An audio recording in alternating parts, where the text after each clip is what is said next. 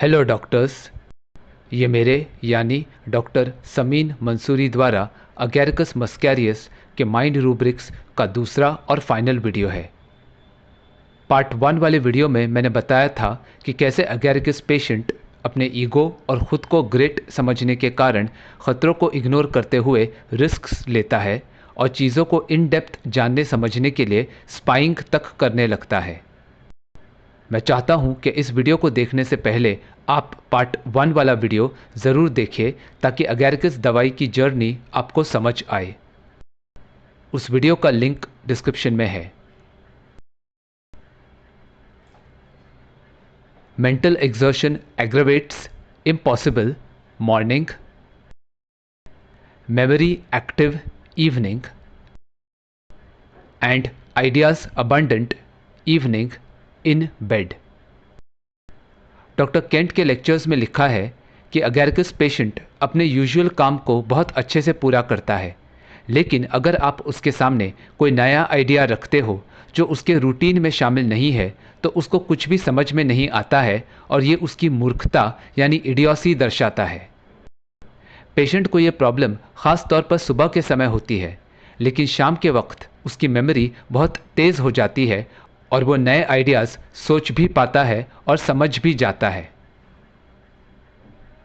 Forgetful while speaking of words, memory weakness of memory for what he has just done, for expressing oneself, for what he has heard, for persons and for what he has just thought. Agaricus patient की memory शाम के समय तो active होती है, लेकिन over a period of time उसकी याददाश्त कमज़ोर होने लगती है। बात करते समय सही शब्द याद न आने के कारण पेशेंट उस वर्ड को ढूंढने की कोशिश करता रहता है। इतना ही नहीं, उसे कुछ समय पहले ही किए हुए काम या सोचने पर आए हुए विचार भी याद नहीं रहते हैं। पेशेंट रीसेंट इवेंट्स को लेकर मेमोरी प्रॉब्लम्स फेस करता है। एग्जाम्पल, पेशेंट की वाइफ बोली, डॉक्टर आजकल इन्हें ज़्यादातर बातें याद ही नहीं रहती हैं। लंच करने के बाद मुझसे पूछते हैं कि दोपहर का खाना अभी तक बनाया नहीं है क्या? मुझे इन्हें याद दिलाना पड़ता है कि अभी 10 मिनट पहले ही आपने लंच किया है। टीवी पर हमारे देश के प्राइम मिनिस्टर को देखकर पूछते हैं, इस आदमी का नाम क्या है? मुझे याद ही नहीं आ रहा है। इस पर पेशेंट बोला, हाँ डॉक्टर, लगता है अब मुझे अपने साथ वो रखना पड़ेगा। अरे वो किताब होती है ना जिसमें आदमी अपनी रोज़ की बातें लिखता है। जब डॉक्टर ने कहा डायरी, तब पेशेंट बोला, हाँ वही वही। देखिए ना डॉक्टर, मुझे डायरी शब्द याद ही नहीं आ रहा था। Confusion of mind when carrying heavy loads and confusion of mind as to his identity, sense of duality. Heavy load का मतलब है कोई भी स्ट्रेसफुल सिचुएशन जिसका बोझ उठाते समय अगैरकस पेशेंट के लिए चीज़ों को क्लियरली समझना मुश्किल हो जाए। ऐसे में अब वो अपने आप के बारे में भी कंफ्यूज्ड हो जाता है, क्योंकि उसे लगता है कि उसमें दो पर्सनालिटीज़ एक साथ एग्जिस्ट कर रही हैं। एग्जाम्पल, पेशेंट बोली, डॉक्टर आजकल घर के काम का प्रेशर बहुत बढ़ गया है। एक काम करते समय सासू माँ आकर बोलती हैं, ये दूसरा काम भी पूरा कर देना। ऐसे में इतना सारा काम मैनेज करते समय मेरी समझ में नहीं आता है कि मैं क्या कर रही हूँ और आखिर मैं कौन हूँ। कभी लगता है कि मैं इस घर की बहू होने के नाते महारानी हूँ और सबको मेरा हुक्म मानना चाहिए, तो कभी लगता है कि मैं तो सिर्फ मुफ्त में काम करने वाली नौकरानी हूँ जिसकी कोई वैल्यू नहीं है। इस बात को लेकर आज भी मैं किसी ठोस नतीजे पर पहुंच नहीं पाई हूं। Confusion of mind as after being intoxicated and confusion of mind as if intoxicated. इन दोनों रूब्रिक्स के डिफरेंसेस को एग्जाम्पल्स के साथ मैंने अपने डिजिटलिस्ट के पार्ट 1 वाले वीडियो में एक्सप्लेन किया है। उसका लिंक डिस्क्रिप्शन में है, तो आप उसे रेफर कर सकते हैं। Size incorrect judgment of and distances inaccurate judgment of। Size से हमें एक ऑब्जेक्ट के छोटे या बड़े होने की जानकारी मिलती है। डिस्टेंस से हमें यह पता चलता है कि कोई जगह स्टार्टिंग पॉइंट से कितनी दूर है और वहां तक पहुंचने में कितना समय लगेगा। तो अपने कंफ्यूज्ड स्टेट ऑफ माइंड के अलावा अगैरकस पेशेंट साइज और डिस्टेंस की सही वैल्यू को पहचानने में भी गलती करता है। एग्जाम्पल 1। पेशेंट बोला, डॉक्टर अपने लिए कपड़े खरीदते समय मैं अक्सर गलत साइज का शर्ट सिलेक्ट करता हूं। शर्ट देखकर मुझे लगता है कि यह मुझे फिट होगा, जबकि दुकानदार बोलता है कि सर आपको इससे 2 साइज बड़ा शर्ट ट्राई करना चाहिए। अब मेरा छोटा भाई मुझसे दुबला है, लेकिन उसके शर्ट को देखकर मुझे लगता है कि अगर मैंने वो शर्ट पहना तो वो मुझे ढीला पड़ेगा, जबकि असल में वो शर्ट पहनने पर मुझे टाइट हुआ। इस पर पेशेंट की मम्मी बोली, डॉक्टर इतना ही नहीं, ये बड़े डब्बे पर छोटे डब्बे का ढक्कन फिट करने की कोशिश करता है और असफल होने पर ही उसे अपनी गलती का एहसास होता है। तो ये रूब्रिक है size incorrect judgement of. Example 2। Patient की मम्मी बोली, डॉक्टर जब भी मेरी बेटी को कहीं जाना होता है तब वो एक ही बात बोलती है कि मैं इतना दूर कैसे जाऊंगी। अब आपका क्लिनिक हमारे घर से सिर्फ 3 किलोमीटर दूर है, लेकिन यहां भी आने की बात पर वो यही बोलने लगी। तो ये रूब्रिक है distances inaccurate judgement of. Mistakes making in speaking, exertion aggravates, after sleeplessness, in spelling, and using wrong words, studying difficult, reading unable to read in children, and mistakes making in writing। बहुत ज़्यादा काम करने या फिर नींद ना आने के कारण अगैरकस पेशेंट बात करते समय शब्दों को स्पेल करने में और सही वर्ड यूज़ करने में गलतियां करता है। इन मिस्टेक्स के कारण अगैरकस पेशेंट के लिए पढ़ाई करना और लिखी हुई बातों को समझना भी मुश्किल हो जाता है। एग्जाम्पल, पेशेंट की मम्मी बोली, डॉक्टर मेरा 10 साल का बेटा क्लास में जवाब देते समय बहुत गलतियां करता है। टीचर ने बताया है कि वो वर्ड्स को ठीक से स्पेल नहीं कर पाता है। कल उसने हिस्ट्री वर्ड की स्पेलिंग HISSTRY बताया। इसी तरह उसके लिए डॉक्टर की स्पेलिंग है DOKTAR। ऐसी ही गलतियां वो लिखते समय भी करता है, जिसके कारण उसे एग्जाम्स में कम मार्क्स मिलते हैं। जब लड़के से पूछा गया कि उसे क्या तकलीफ हो रही है, तब वो बोला, मुझे बवासीर है। ये सुनकर उसकी मम्मी बोली, बेटा ये तुम क्या बोल रहे हो। इस पर लड़का बोला, नहीं नहीं मुझे बवासीर नहीं बल्कि बुखार है। सॉरी डॉक्टर, मैंने गलती से बोल दिया, मुझे तो बुखार की दवा चाहिए। Delusions is under super human control and delusions small sensation of being smaller. Super human मतलब ऑर्डिनरी ह्यूमन से ज़्यादा पावरफुल और ताकतवर व्यक्ति। स्मॉलर एक कंपैरेटिव एडजेक्टिव है जिसमें 2 ऑब्जेक्ट्स या 2 व्यक्तियों की तुलना की जाती है, जहां एक के मुकाबले में दूसरा या तो छोटा या बड़ा होता है। जो अगैरकस पेशेंट कभी खुद को ग्रेट और दूसरों को छोटा समझता था, अब खुद को दूसरों के मुकाबले में छोटा मानने लगता है। अब उसे यह भी लगता है कि उसे कोई स्ट्रांग और पावरफुल व्यक्ति कंट्रोल कर रहा है। एग्जाम्पल, पेशेंट बोला, डॉक्टर मेरे बड़े भैया बिजनेस अच्छे से मैनेज कर सकते हैं। वो तो 10 लोगों का काम एक साथ कर सकते हैं, लेकिन ऐसा कर पाना मेरे लिए मुमकिन नहीं है। वैसे तो मैं भी स्मार्ट हूं, लेकिन उनके जितना नहीं हूं। इसी वजह से मुझे सब काम उनकी मन मर्जी के मुताबिक करना पड़ता है, और जितना काम वो मुझसे करवाना चाहते हैं उतना ना चाहते हुए भी करना पड़ता है। Delusions, distances are enlarged. Delusions, spoonful of water seems like a lake. And delusions, small hole appears like a frightful chasm.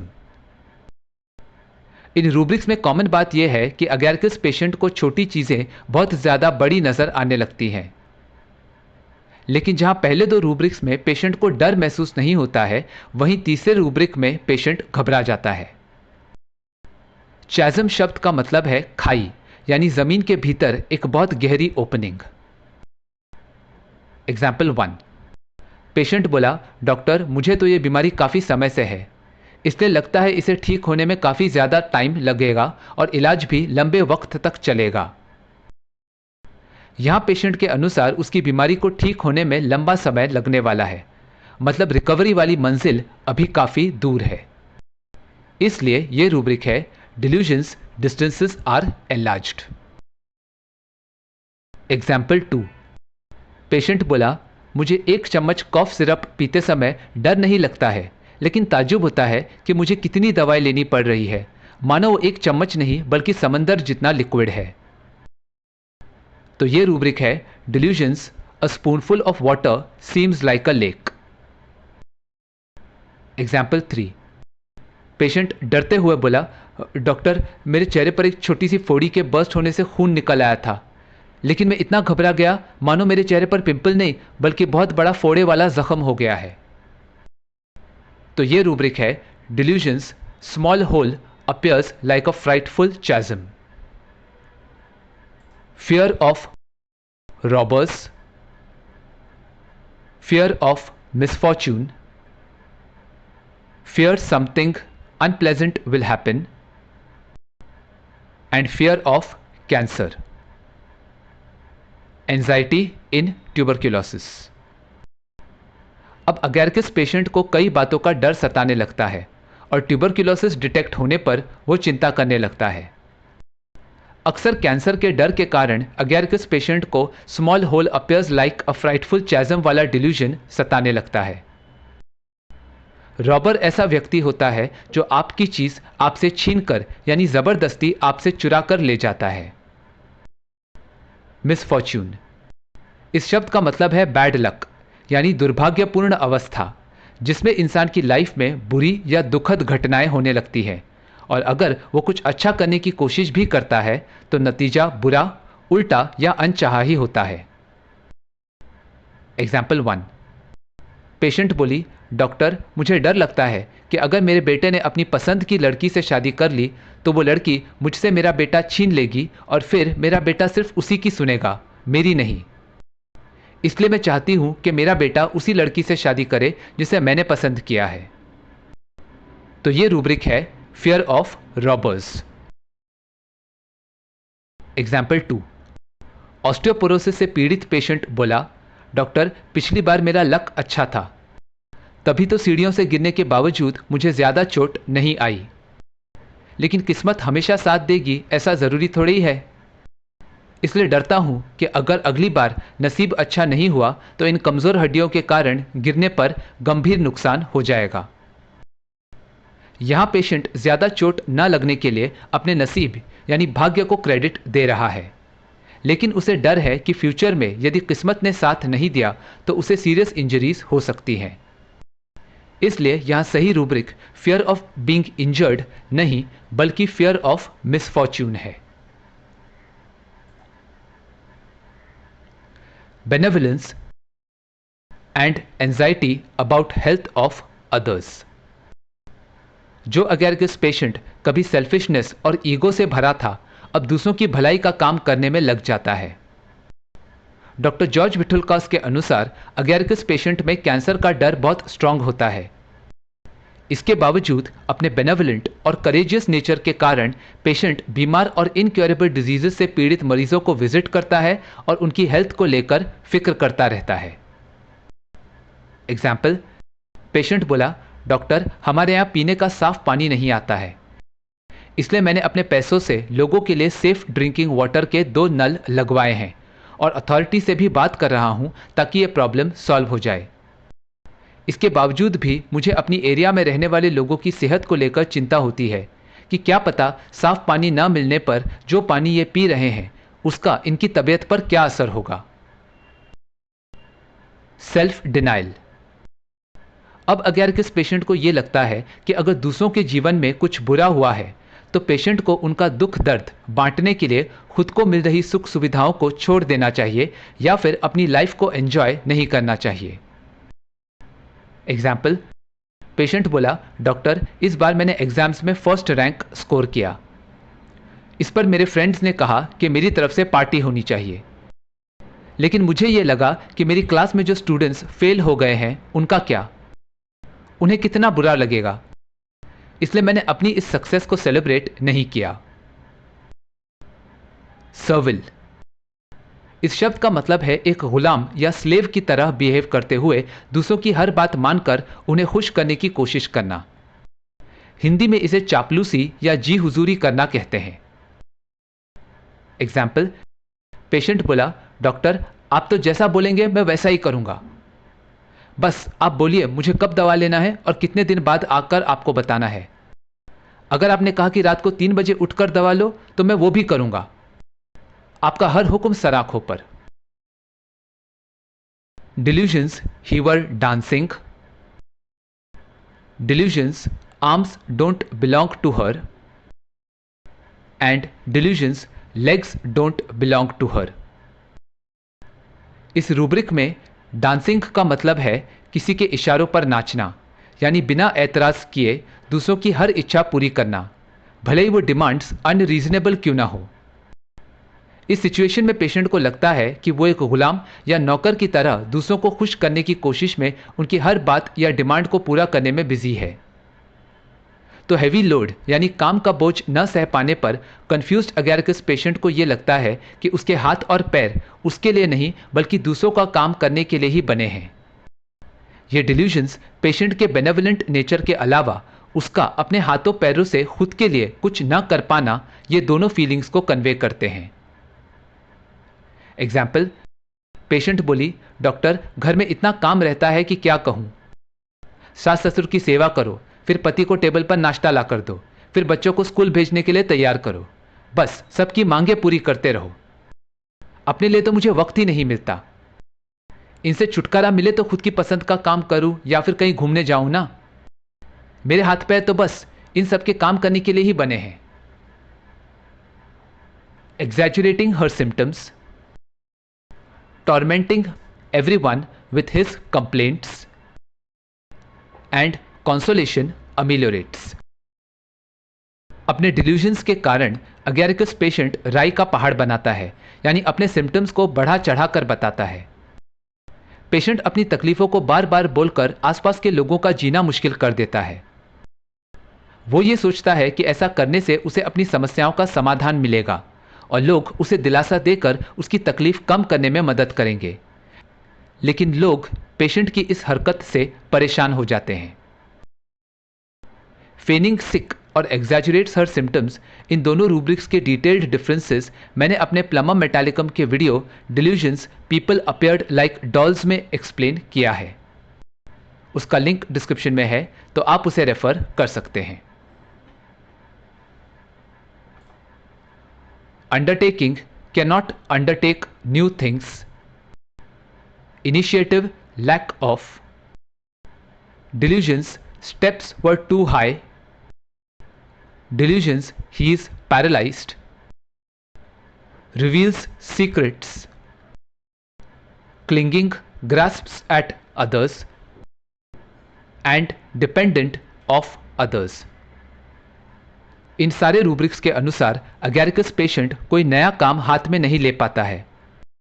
खुद को दूसरों से स्मॉलर समझने के अलावा पेशेंट को लगता है कि जो कुछ वो हासिल करना चाहता है वहां तक पहुंचने की सीढ़ी बहुत ऊंची है। ऐसे में वो दूसरों पर निर्भर होता है और सपोर्ट के लिए उन्हें क्लिंग करता है। जो पेशेंट कभी सीक्रेटिव था अब ट्रस्टवर्दी लोगों को अपने राज भी बता देता है।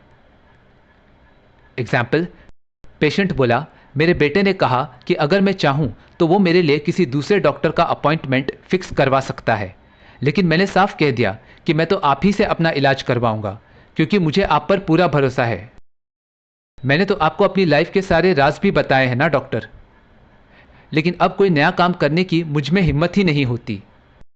बस यही लगता है कि किसी का सपोर्ट मिल जाए या फिर कोई मेरे साथ हो तो अच्छा होता। ऊपर से अब मुझे अपने परिवार पर पैसों के लिए निर्भर रहना पड़ता है और इसलिए लगता है कि मैं अब अपने आप और अपनी मर्जी से कुछ भी नहीं कर सकता हूं। Delusions converses with absent people. Delusions dead corpse of sister. And recognizing does not recognize his relatives.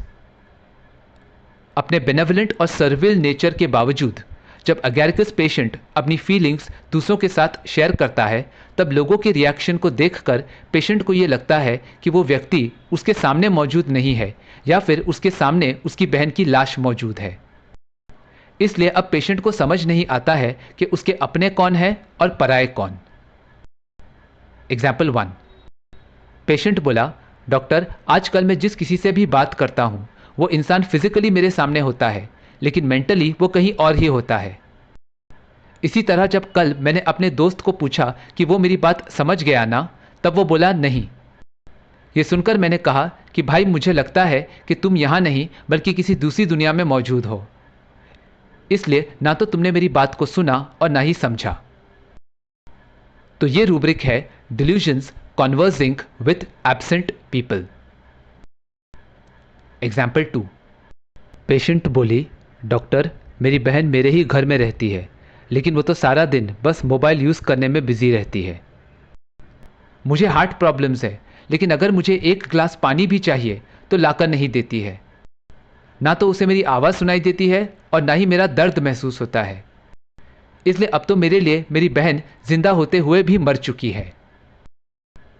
यहां पेशेंट को लगता है कि जिंदा होते हुए भी उसके लिए उसकी बहन एक मरे हुए व्यक्ति के समान है, क्योंकि बहन ना तो पेशेंट का ध्यान रखती है और ना ही पेशेंट के प्रॉब्लम्स को समझती है। इसलिए यह रूब्रिक महज डिल्यूजन इज निग्लेक्टेड नहीं है बल्कि delusions dead corpse of sister है। Anger with himself, sadness from seminal emissions pollutions, sadness from sexual excesses, unconsciousness when alone, undertaking things opposed to his intentions, unfortunate feels, pities herself, and superstitious। Seminal emissions और pollutions को detail में समझने के लिए मेरे yellow video को refer कीजिए, उसका लिंक डिस्क्रिप्शन में है। लेकिन यहां मैं एमिशंस और पोल्यूशंस इन दोनों वर्ड्स को शॉर्ट में एक्सप्लेन कर रहा हूं। मेडिकली एमिशन में सेमिनल डिस्चार्ज इनवॉलेंटरी होता है लेकिन पोल्यूशन में यूजुअली ये डिस्चार्ज किसी वॉलेंटरी एक्ट के कारण होता है। इसके बावजूद इन दोनों सिचुएशंस में इंसान को अस्वच्छ और इम्प्योर माना जाता है। तो जब सेक्सुअल एक्सेसेस और एमिशंस के कारण अगैरिकस पेशेंट की हेल्थ पोल्यूट यानी स्पॉइल या खराब हो जाती है, तब इस बात से पेशेंट दुखी और उदास हो जाता है। अनकॉन्शियस का मतलब है अपना कॉन्शियसनेस खो देना। यहां पेशेंट में सेंस ऑफ अवेयरनेस और परसेप्शन बिल्कुल भी नहीं होता है। इसलिए पेशेंट को खुद के बारे में और अपने आसपास क्या हो रहा है इसकी बिल्कुल भी जानकारी नहीं होती है। एग्जाम्पल 1। पेशेंट बोला, डॉक्टर मैं बहुत उदास रहने लगा हूं क्योंकि मैंने जानबूझकर अपनी खुदगर्जी के कारण लोगों के साथ अपने रिलेशंस खराब कर लिए हैं। इतना ही नहीं, मुझे खुद पर गुस्सा आता है कि आखिर मैं इतना मतलबी और अहंकारी क्यों हूं। यहां पेशेंट के अनुसार उसने अपने सेल्फिश बिहेवियर के कारण इंटेंशनली लोगों के साथ अपने रिलेशंस पोल्यूट कर दिए हैं और उसे खुद पर गुस्सा भी आ रहा है। इसलिए ये रूब्रिक्स हैं sadness from seminal emissions pollutions और एंगर विथ हिमसेल्फ। एग्जाम्पल 2। एक फोटोग्राफर बोला, डॉक्टर मैं अपने जॉब को बहुत एंजॉय करता था और इसलिए मुझे अपने काम का इतना शौक हो गया था कि मेरे घर आने का कोई टाइम फिक्स्ड नहीं रहता था। इसी वजह से मैं अपने परिवार को समय नहीं दे पा रहा था, जिसके कारण मेरी बीवी मुझसे नाराज होकर अपने मैके चली गई। तब से मैं एकदम लो फील कर रहा हूं। यहां पेशेंट अपनी एक्टिविटी को इतना एंजॉय कर रहा था कि वो उस काम को लगातार और बहुत ज्यादा समय के लिए करता रहा। यह बिहेवियर मेटाफोरिकली सेक्सुअल एक्सेस के समान है और अब इसी वजह से पेशेंट दुखी हो गया है। इसलिए सही रूब्रिक है sadness from sexual axes. Example 3। Patient बोली, डॉक्टर जब भी मुझे कोई काम अकेले करना होता है तब मुझे कुछ समझ ही नहीं आता है कि मैं क्या कर रही हूं और उसका क्या नतीजा होने वाला है। इस वजह से मुझे दूसरों पर निर्भर रहना पड़ता है। अब मैं बेचारी लाचार बेबस औरत भला क्या कर सकती हूं। मुझे तो बस अपनी मर्जी के खिलाफ काम करना पड़ रहा है, और जब तकदीर ही खराब हो तो फिर कोई कुछ नहीं कर सकता ना। फिर भी मैं आपके पास आई हूं।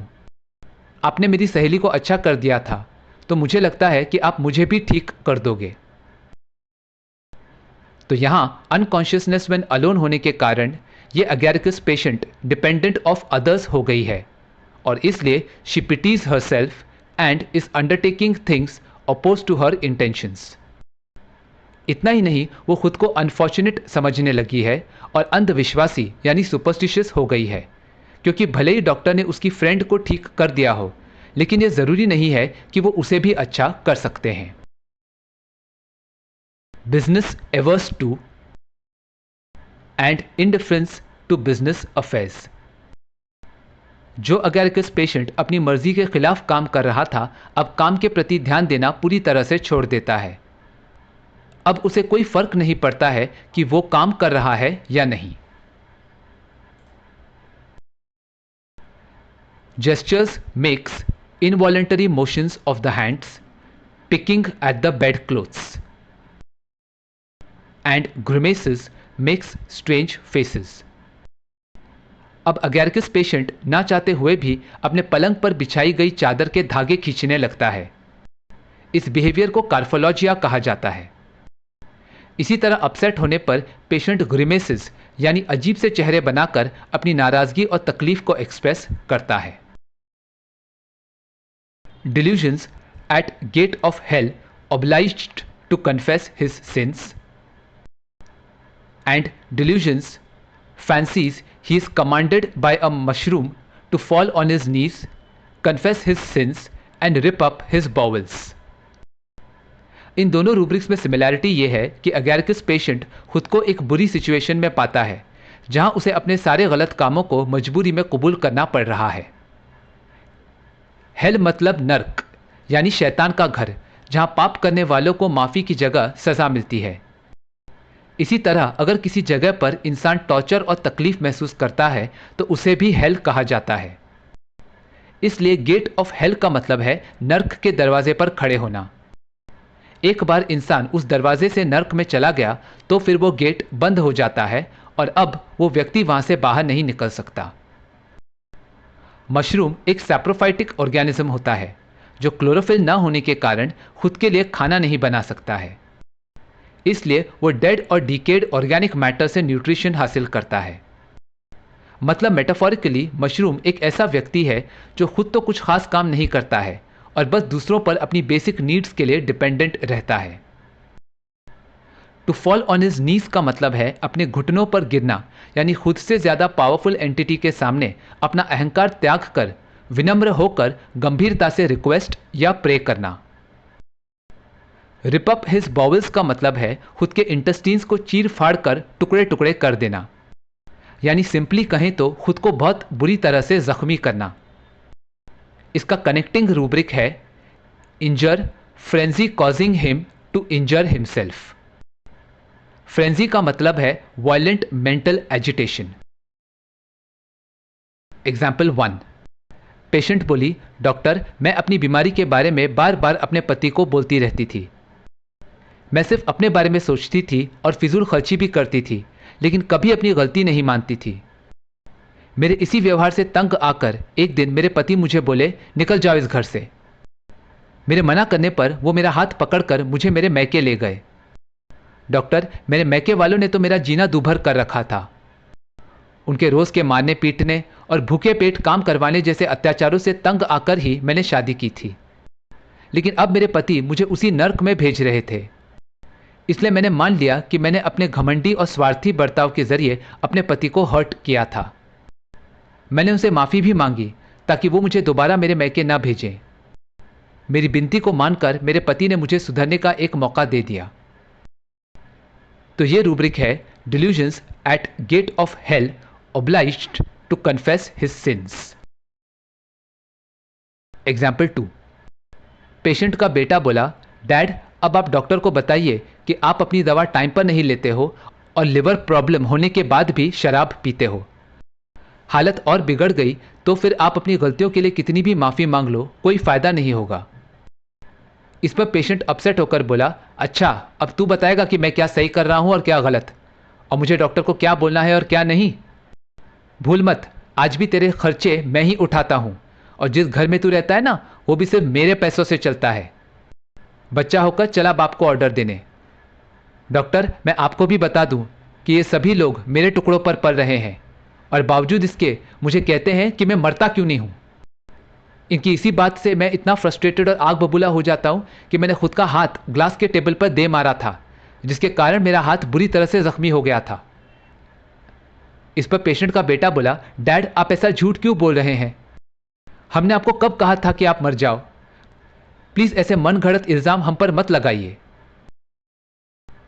यहां पेशेंट को यह लगता है कि उसका बेटा जो उस पर पूरी तरह डिपेंडेंट है, यानी मेटाफोरिकली एक मशरूम है, पेशेंट को कमांड यानी हुक्म दे रहा है कि पेशेंट डॉक्टर के सामने अपने सिंस यानी उन हरकतों को कन्फेस करे जिनके कारण यदि पेशेंट का लिवर प्रॉब्लम वर्स हुआ तो फिर माफी नहीं बल्कि सजा मिलेगी। इस पर पेशेंट अपने बेटे को याद दिला रहा है कि आज भी उसका बेटा एक मशरूम है और वो पेशेंट ही है जो अपने बेटे की सारी ज़रूरतें पूरी कर रहा है। इतना ही नहीं, मेंटली एजिटेटेड होने पर यानी फ्रेंजी वाली हालत में पेशेंट खुद को इंजर करता है, लेकिन वो इसका इल्ज़ाम भी अपने फैमिली मेंबर्स पर लगाता है। यहां पेशेंट लिटरली अपने बॉवल्स को रिप अप नहीं कर रहा है, लेकिन मेंटली एजिटेटेड स्टेट में वो खुद को बहुत बुरी तरह से नुकसान पहुंचा रहा है। इसलिए इस वर्जन में दो रूब्रिक्स एप्लीकेबल हैं।